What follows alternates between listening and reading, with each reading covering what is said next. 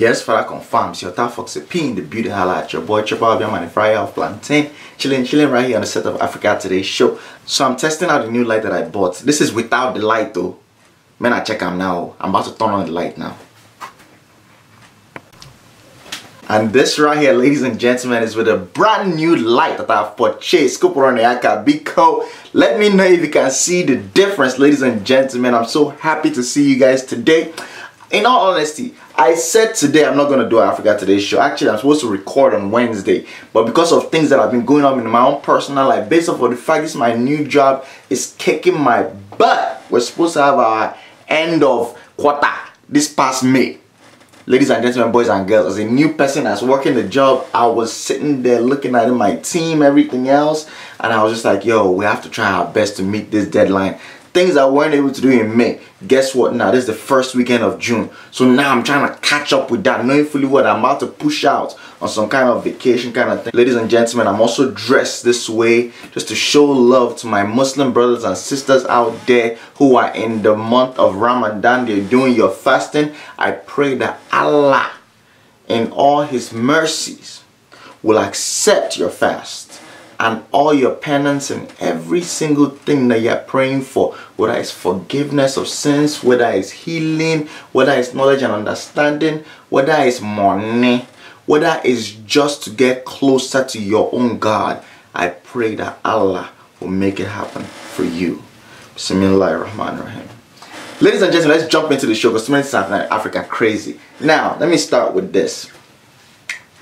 The last episode, somebody told me that they really liked the way I was pushing it out there, just mixing all the videos and everything in there. Of course, I have to do that for you, just to show you that there's growth going on in Africa Today show. However, the problem with that whole parole is this. As soon as you start putting in all those videos, what's the next thing that you do? You now start receiving email from YouTube. Copyright infringement for this one, copyright infringement for this one. So basically the way YouTube is set up now, if you use somebody else's video, there's something in the video that they recognize, and I have never done this research, I'm just speaking, somebody can correct me in the comments. I believe that what they do is every piece of media you put out there, whether it's a song or whatever, there's certain like beats, it has its own signature. There's a way, it's almost like the DNA of that song. So basically if you play like 30 seconds of that song, YouTube can pick up that this guy played this person's song, and if that song is already on YouTube, then there's a copyright infringement that you can get. You understand what I'm talking about? Which I'm very surprised some people have taken Africa Today and just broadcast the whole thing on their channel, and not once the YouTube hit me up. But anyways, long story short, I got a whole bunch of them because I used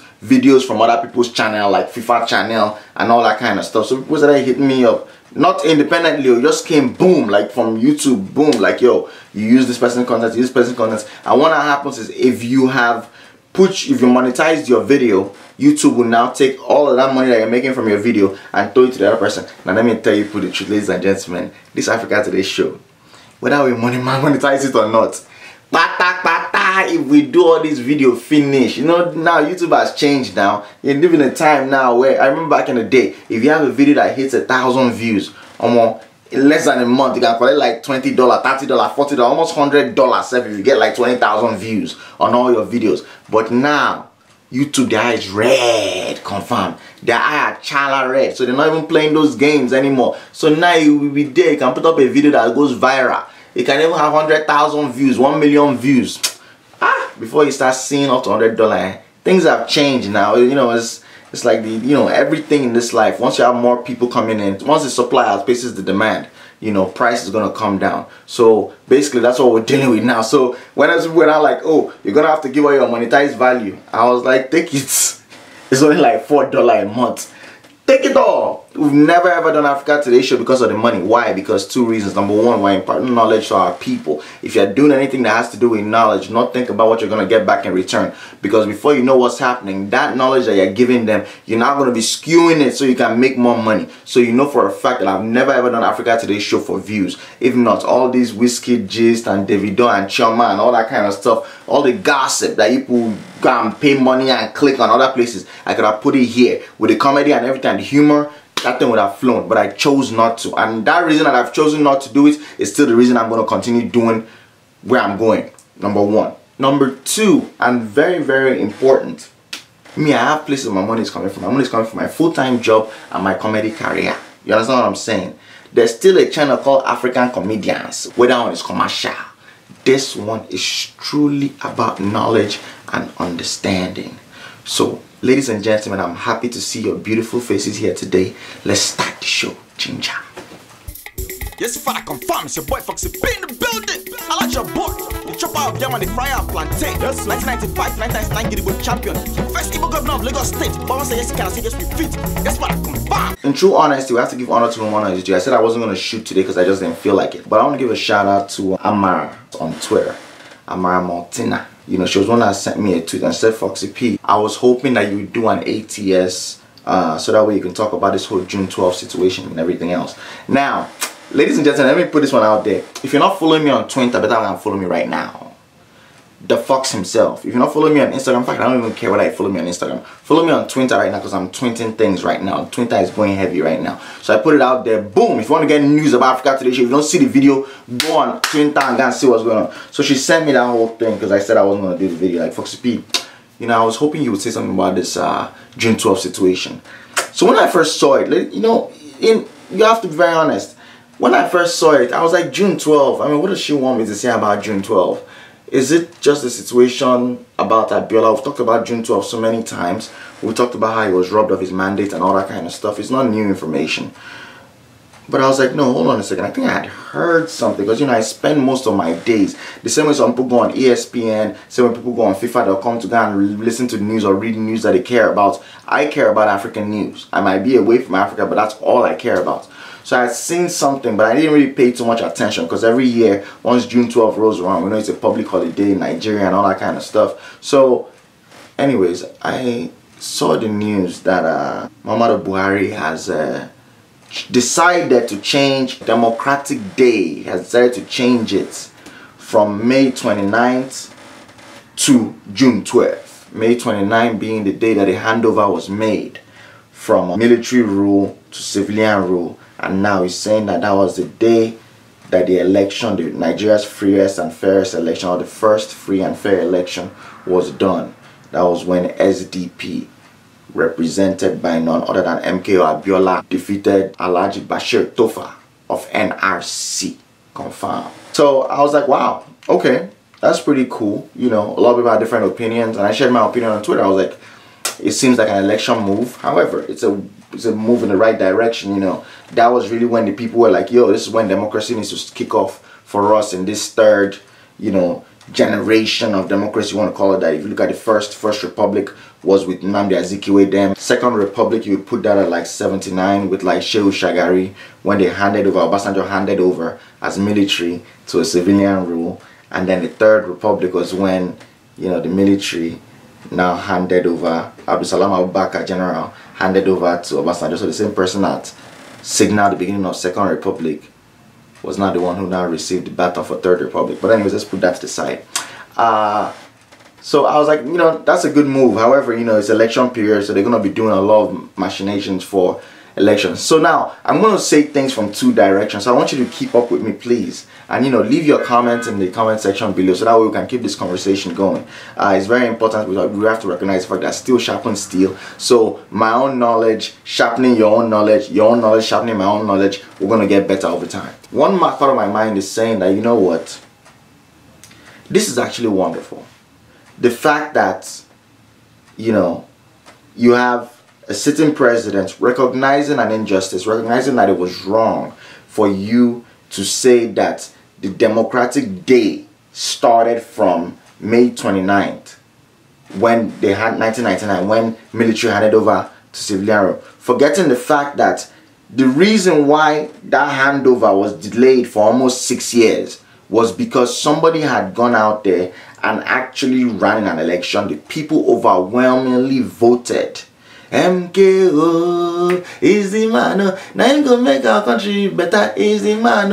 And the better tomorrow is him. Make una vote for Ramo, my sister. Is the man. SDP, SDP, SDP. Hey, MKO, MKO, MKO. Abiola na the man. SDP na the party to solve our problem and better life follow. Hey. That was the jingle that they had back then. You know, I remember it was Abiola that was running with Papa Ghana King Ibe. Yeah. I appreciate the fact that they are doing the right thing. You know, Igbo people say, you know, whenever a man wakes up, that's his own morning. just because he woke up around noon and is greeting you good morning, now taking offense. No. That's when he just woke up. That's when he now realized. That's when the scales peeled out of his eyes and he was able to see the light confirm. So it's a beautiful thing, and I'm very, very happy about that. Regardless of whether it's an election machination or whatever, I love the fact that they decided to do it, because to me it now signifies that maybe we do have thinkers, maybe we do have intellectuals who sit back and say, you know what, to be able to win this election, do this good thing for the people. You know, PR has never been a big thing for us in Africa. Let's keep it real. The PR that we usually do, what do you do? Like a Jakarta steel mill that hasn't even produced 1 inch of steel in how many decades of existence. Somebody just went to go and turn on the old generators and the old machines, and the machines were just doing boo, boo, boo, boo, boo, boo, and they say, hey, Jakarta steel mill is back to life. There's no one single employee that you see around. There's no steel that's coming out. Usually when you launch or relaunch a project, what you do is that you go to the endpoint and say, this is the result that came out. You understand what I'm saying? That to me, that signifies that yes, you started. When you open a new school, you don't just go and say, look at the building, we've built school. No, it's the day that you have school children in school uniform and you say, look at our students, they're entering the school. That means the school has started. So, but Nigeria, the PR sense is really, really worked. So you either have that, or you have situations where, you know, they'll say they built a hospital, but then it's like, you know, it's just one building and they just paint it, and then there's one room where they put, you know, patient bed and then doctor table and x-ray machine, and you'll be like, yo, this doesn't make any sense. If this is a patient's room, why is there x-ray machine there? A patient is not supposed to be sitting right next to it. And if you have those two things, maybe that's the x-ray room, why is the doctor sitting down inside that same room too? Isn't the x-ray going to affect the doctor's health? Things like that don't make any sense. You don't realize that, yo, they just packed together all the equipment and put it in one room for a photo op. So our PR has always been really, really jacked up. Are you talking about the train line that they said that they've installed? I think this is beyond, beyond Jonathan's time. So, you know, I know I've seen pictures of Obasanjo riding inside train that, oh, we now have train that's going from Lagos to Kaduna. Till today, I can't even count 5 people that I know that have actually gotten on that train. But since we've seen the photo of, so we ourselves as Nigerians, we ourselves as Africans, we're already tired of that PR. And we recognize it, we know it's just a flash in the pan. So we don't really pay attention to it. And it's also very, very simple-minded. It's also very, very basic. But this time that somebody actually did something intellectual, I was like, dang! You're really taking it to that next level. Oh, good Lord. Are you sure these people did not gonna hire somebody from, you know, one of these big, maybe it's one of Theresa May's former PR people, or maybe they went to go and hire, you know, Angela Merkel's PR. I'm like, this is publicity on a different, this is an intellectual idea. Like, yo, we did something wrong, man. June 12 should have been the day of democracy. So now we're going to go ahead and put that in. And I think that's beautiful. So Biko, I think that is great. I respect that. I respect that. Now, the second part of my brain, and for this second part of my brain, I have to go and drink hot Guinness. And I drank that hot Guinness not because I don't have electricity in my house. You can see that the light is bright. I do have electricity in my home, confirm. I also have fridge, and I have a deep freezer in my basement because it's an African home, confirm. The fridge is for water, beer, and those kind of things. The deep freezer is for the goat meat, confirm.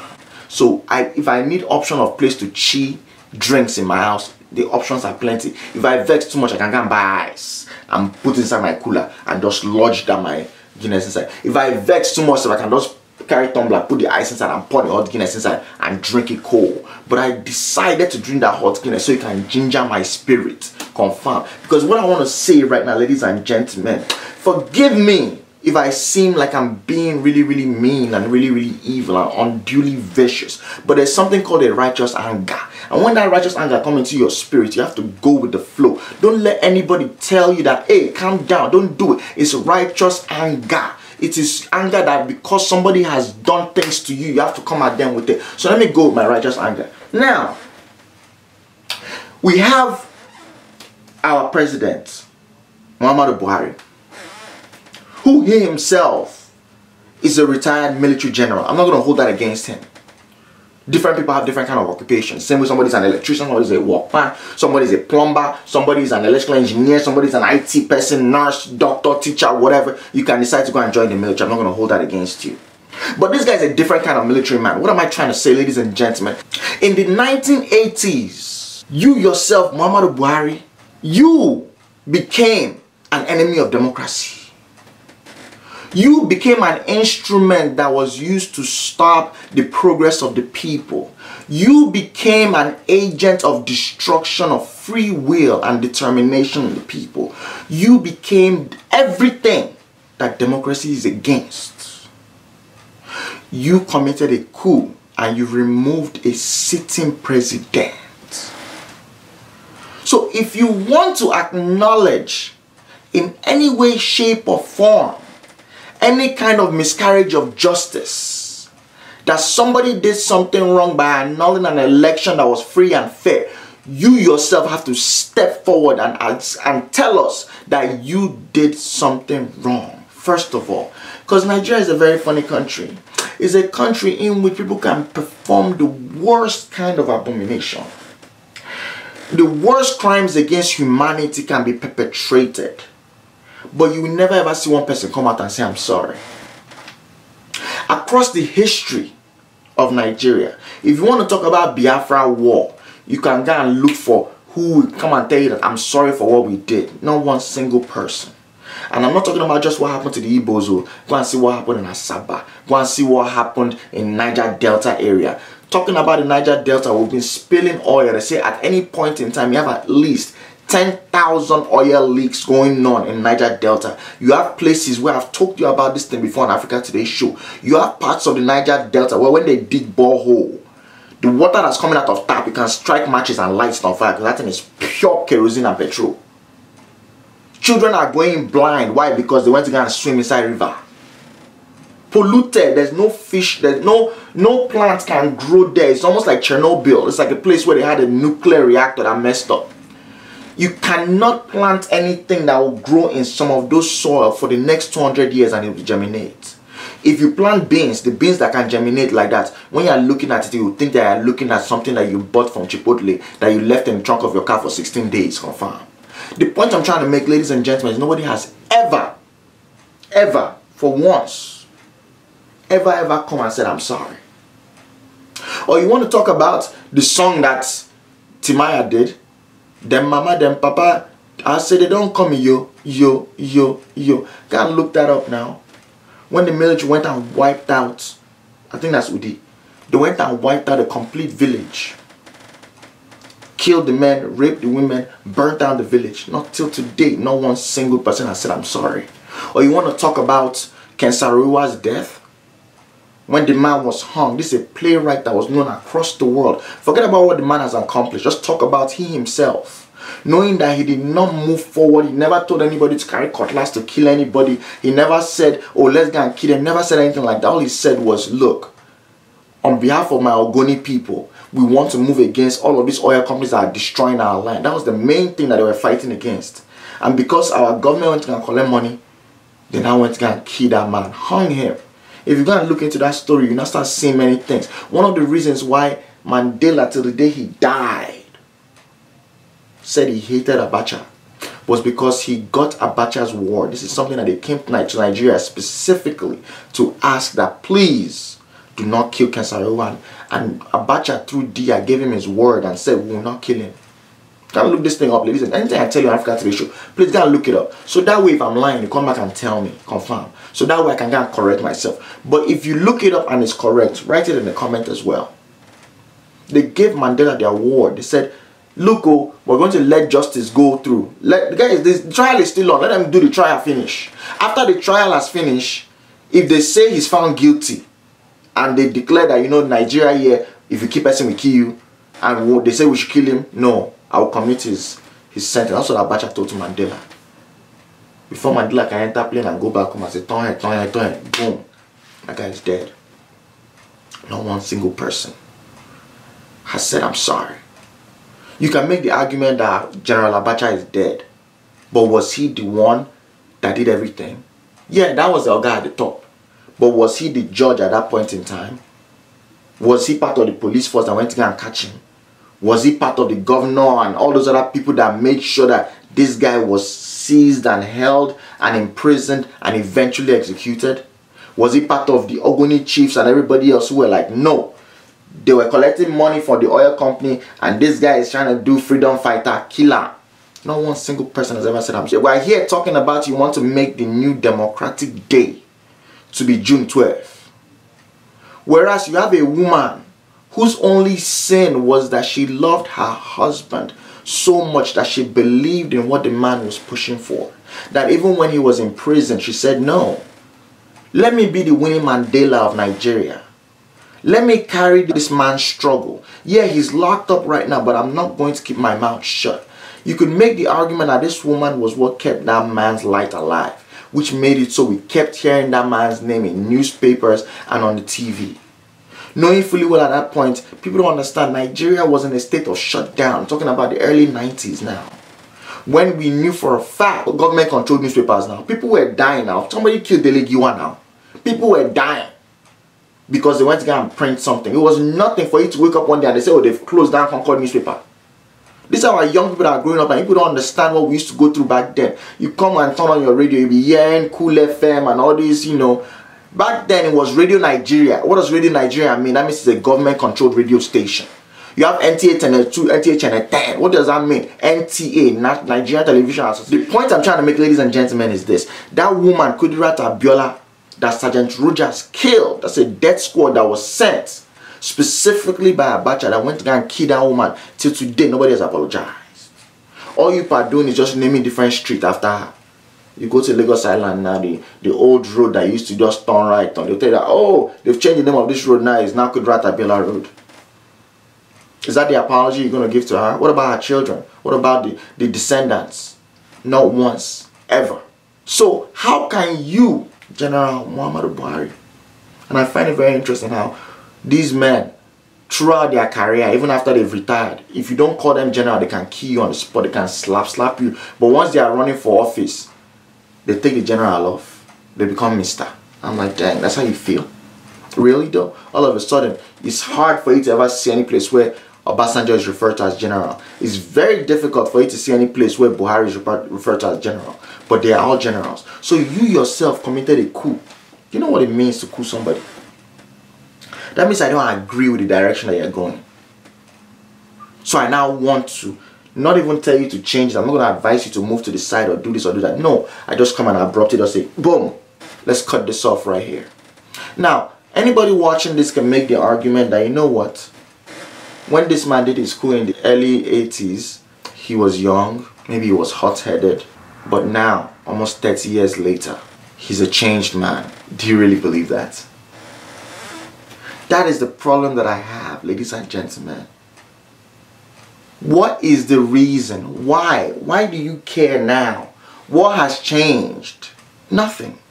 The reason why Abiola died is still the reason why people are going to die in this next election. The fact that you have very mighty people, people that are of power, that are in power, who believe that it is their right to rule. And not only their right to rule, they will make sure that you yourself will not see any way to get in that ballot box. So what has changed in the psyche of the people? We're about to walk into an election now where I don't even know who's running. And I say that with not in jest, but in fact. Because if you look at the people that are running, it's still the same old, same old. You can make the argument that we have a couple of younger people that are now running now, but how far are they going to run? What difference is going to be made? Why do you care about changing the day of democracy when you don't even believe in the rule of law? We have a president who was away from the country for the better part of a year. Till today, we don't even know where he was. We don't even know why he was there. Why would you care about the democratic date when you don't believe in true democracy? You're about to run again now. You're not of sound health. You're not of sound mind. So you're about to give us the same old, same old. Democracy is supposed to be by the people, for the people. Can you truly say that? In a government in which we have our senators and House of Rep walking away with billions. In a country in which the 2018 budget has still not been signed and we're already in the 6th month of the year. How are we moving forward? All you're hearing is like, oh, they had to make changes because the senators and the House of Rep were not happy because they weren't able to add their little largesse into it.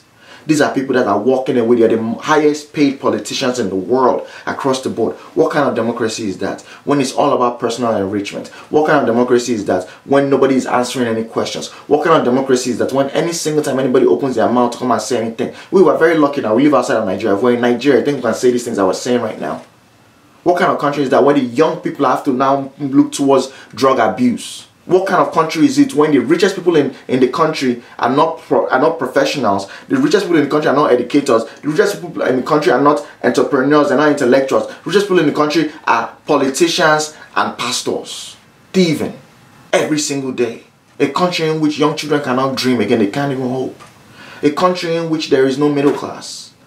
All of my friends that I remember back in the day, they're all moving here to America, moving to England, going to places where 20 years ago, I doubt that there was any Nigerian, Uzbekistan. Why? Why are you going there? Those are countries that are considered third world countries as well. When did that even start? You've seen more Nigerians now moving to Ghana, moving to Togo. I'm not saying there's anything wrong with that. We all should be our brother's keepers. But at the same time, when did that become an option? When before this used to be a country that people used to move into. So what are you giving us this day for? Is this truly what we need right now?